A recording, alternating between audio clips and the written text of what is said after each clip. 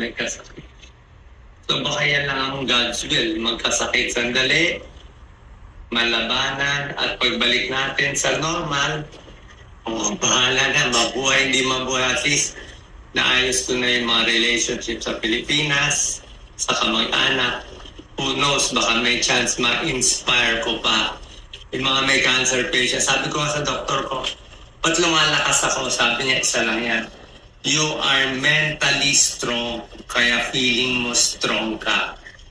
Okay, kailangan fighter tayo. Fighter to. May kalaban tayo. Kaya sabi nga niya sa akin this person who is a doctor is a fighter. He will get well. So pag may pagsubok sa buhay, labanan, huwag takutan, tanggapin, oo may pagsubok, huwag magalit, may purpose siya. Sa akin nga,